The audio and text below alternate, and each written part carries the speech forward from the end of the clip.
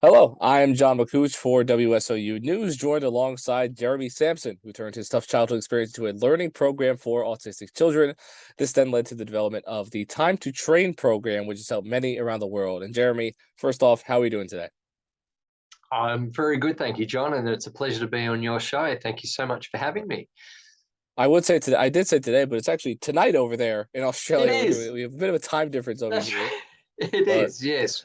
we'll talk about Uh, you guys coming to the US a bit later. But first off, just so people kind of get some background, what is Time to Train kind of all about? yeah, John. So, Time to Train is an exercise program that is designed strictly to help those that do struggle with autism spectrum disorder, or as it was once known back in the early 90s when I was first diagnosed as a child, Asperger's syndrome.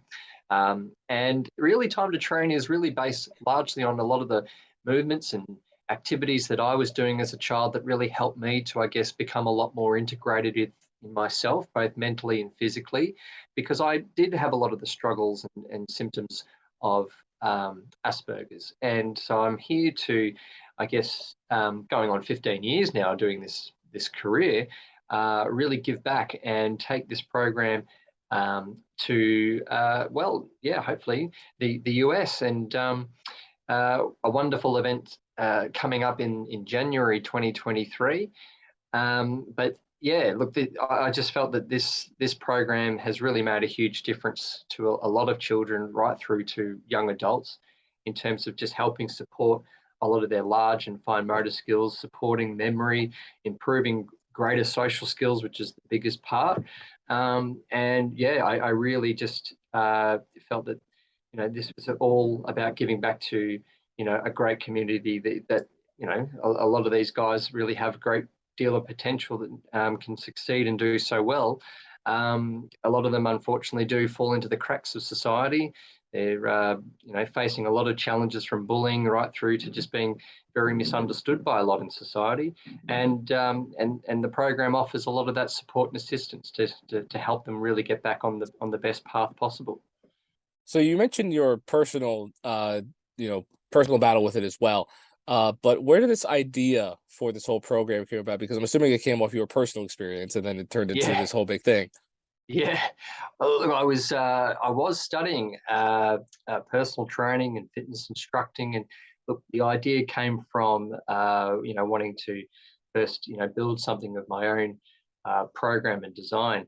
I was working in a health club, and many people in my country, as I've been recognised quite a lot. I was working in a fitness club when the family came through the front door of the gym, and they were trying to sign up their loved one on the spectrum, and trying to lose a bit of weight and improve in physical ability. And the parents said, well, our son has Asperger's. And I said, well, I can help you with that because I have the same condition. And I really feel that, doing exercise and, fitness can really help make a huge difference. So at the time, I was a young 20, 21-year-old and just trying to make my way through the field, I suppose, and noticed a massive difference and change. And it was at that point in time in my career I was in the right place at the right time, I suppose, and was very fortunate to get on national television here in Australia to promote the program as well. Here is Jeremy with Asperger's helping others in their early teens and making a huge contribution and difference. So I had the whole nation really just come on board, and I was quite overwhelmed. So I was really thrown into the spotlight. But it's been a wonderful journey just to really, give back and design and implement all different strategies to help continue the growth of what's been a wonderful, successful program in helping change not just children, but right through to adults that do have a diagnosis. So then how does this program Time to Train work specifically?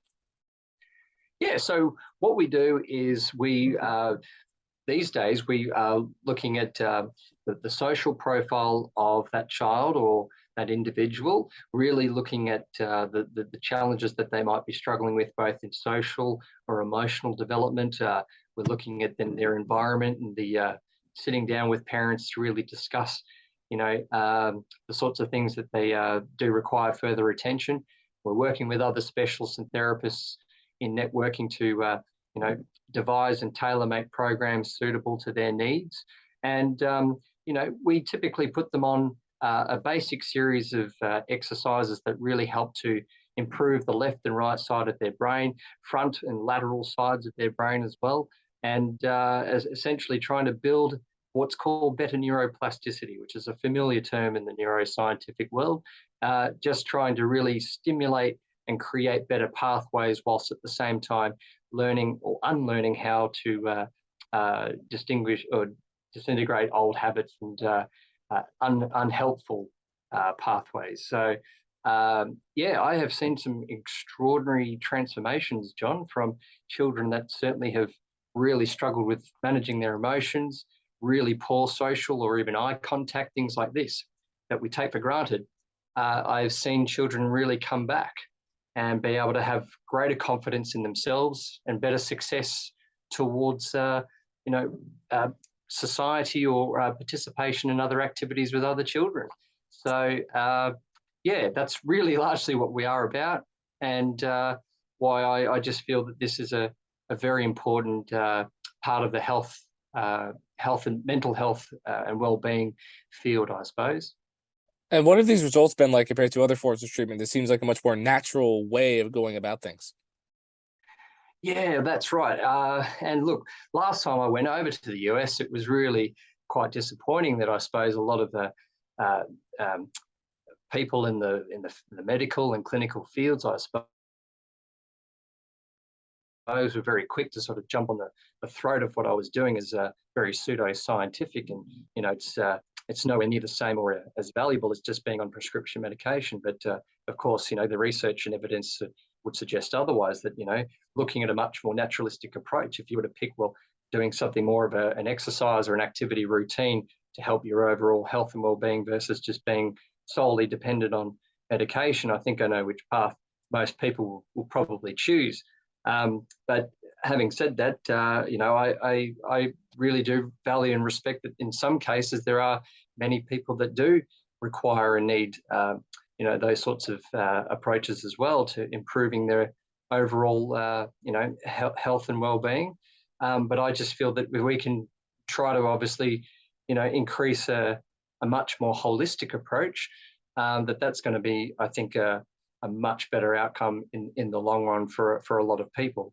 And we know, again, the benefits of physical exercise activity is definitely number one in terms of helping support people both physically and mentally to help manage a lot of those emotionally and building their confidence socially. And we want to try to really help people, particularly from early age and their childhood years, to really be on that winning path, if you will, so that they can have a much better successful teenage and an adult life later on. So then how important is that physical and hands-on experience that you give these children, especially considering the virtual and non-physical nature of that pandemic world that we just went through? Oh, absolutely. Look, I think more importantly, we learn best through other people's shared lived experiences more than anything. It's easy to walk into an office, sit down with a doctor, and certainly just take what's being told and what's being given to you. But to actually learn and listen to those that have got the lived experience, those that have walked the hard journey, and come back from the depths of hell, I suppose. It's not been easy as a child that was first diagnosed to really battle through a lot of those anxieties and those lots of challenging behaviours and stimming episodes that I lived through and experienced. But I'm here to educate and give hope to a lot of families that it's certainly possible for a lot of people to uptake a routine early intervention and absolutely be consistent with being a parent that's involved in your child's journey as well, because parents are the key to all this as well. It's not just my work and the routine that I give to each of my clients. It's helping to educate the families and really give them the advice and the support to improve them as parents as well, which a lot of parents, unfortunately, John, just don't sort of get that support, and they're very easily influenced, I guess, by a lot of what they're just being told by the doctors and the clinicians. And that's no disrespect to them, because they're doing a wonderful job as best they possibly can to provide support. But we just need to be a lot more aware of just these alternative, you know, practices and programs that are offering services that can also, you know, be very helpful and you know, really support the strengths of a child on the spectrum, and begin a positive journey for them towards you know, great success. Well, now that everyone knows who you are and what you're all about, you guys are making a return to the United States, specifically somewhere local to WSOU here in New Jersey at the 2023 Worldwide Action Martial Arts Hall of Honors from January 27th to 29th in Atlantic City, New Jersey. Tell us about that event and what should people expect from you guys there as well. Yeah, well, look, I came across this event through my US ambassador, Paul, and he's a wonderful, interesting character, but he's come from a similar journey myself. And, you know, we've caught up at different conventions over the years, and we've shared our stories previously before. So we're no stranger. And it's just wonderful that he passed on this event to myself. And I thought, well, this would be a great opportunity to travel, not just, you know, something different, bit of a holiday, but I thought this would be a great event to come along to meet the families in New Jersey, and obviously martial arts, which is a huge, big popular industry over in the US, I believe. And this event really captured my my interest because of just so many benefits from a social perspective, from a movement and physical perspective. And we know martial arts has a huge major influence in helping children on the spectrum, from discipline and routine to learning instructions and life essential lessons and skills, and following a mentor or a role model of a sensei or a teacher. Very similar stuff that's all implemented here in the Time to Train program. So I took it upon myself to, you know,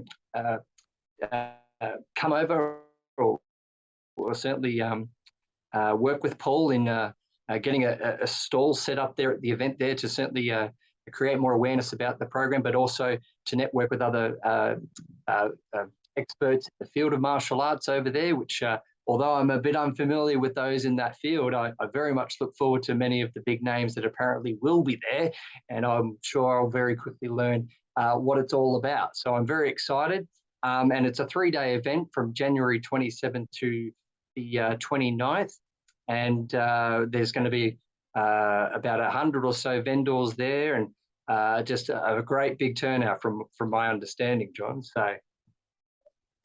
So how can people come out and see you guys at this event? Yeah, so look, they can go on to the website or look up Action Martial Arts via Google. Their website will be all available there, and we'll have a stall amongst everybody else, and they can find us at the Time to Train stall, and we'll have bits of information, but families can certainly come with their questions or bring their children along, and if they're certainly interested in taking on a Time to Train routine, or they just want to learn a bit more about our journey and ask, you know, questions that could certainly help their loved one, we will be there and available with our information, and yeah, they can have a chance to purchase some of the products that we'll have available. So what can others do to raise awareness about your cause and autism treatments in general? Yeah, so look, my website is very recognized. So just visiting the Time to Train Asperger's, all one word.com, or just clicking my name, Jeremy Samson, into Google, and everything comes up. But my colleague as well, Paul, and hopefully we get a chance to speak and interview him as well, because his journey is quite fascinating, and just to talk about all the other underlying health-related issues that are affecting families, not just with autism, but with trauma and or ADHD and things like this. It's so important that we just continually raise the awareness of these personal lived experience stories from from adults and other people from all walks of life. And Paul is he's a superstar. The amount of knowledge this man has generated, the amount of wisdom, and you know, his experience is truly what captured my interest when I first met him, and we've been great friends ever since. So I look forward to meeting up with Paul that we can certainly keep spreading our message. We call ourselves Samson because I'm Jeremy Samson, and he's the snowman because he comes from a very cold part of the US. So to come together, and we certainly want to just give back to the community and certainly help as many families with autism as much as possible. It's going to be an exciting adventure. And lastly, what message do you have out there for those with autism or Asperger's? Yes, I absolutely encourage that, just to keep a journey of self-reflection, to look at the areas that you feel you need to continually improve upon within yourself, from everything, if it's struggling with some confidence, to network, socialize with those that can certainly help and give you that support, but to never give up within yourself. You've got to have that self-belief and the confidence there, always do your best to practice being positive. It's a very hard thing to do, but if you want to really succeed in this world, it's got to start by practicing the power of positivity and never giving up. Again, as someone who's come from a very difficult and confusing past myself, it's not been easy. It's been a very hard journey. I'm here to represent that it's very possible to not only get back to being able to do well and succeed within oneself, but then to go out there and encourage others that they too can make a huge difference and be successful, be independent, give back, help others, support, share and offer advice, lots of wisdom and encouragement, and to lead the way so that others can also follow, and to leave that lasting legacy. I think that's a wonderful thing. So I hope that my journey can certainly motivate or send a positive message of hope out there, and just to keep on going. All right. And is there anything else you would like to add? Oh, look, John, again, just, the Time to Train program, it's a very, it's a program really based on, the amount of time that you put into yourself. 1-on-1 equals 2. So you've got to have that relationship with yourself. And obviously we don't get better in life unless we train for the things that we really want in life. So it's really a philosophy. We don't really know where we're going through life if we don't have a philosophy that we sort of need to be guided by. So Time to Train, it is always time to train. And that's pretty much it, mate. So. Alrighty, once again, this has been Jeremy Samson. I've been John Makuch. They'll be at the 2023 Worldwide Action Martial Arts Hall of Honors, January 27th, 29th. Make sure to check all that out on their website, all that information. Jeremy, thank you so much for joining us. Thank you very much, John. Pleasure.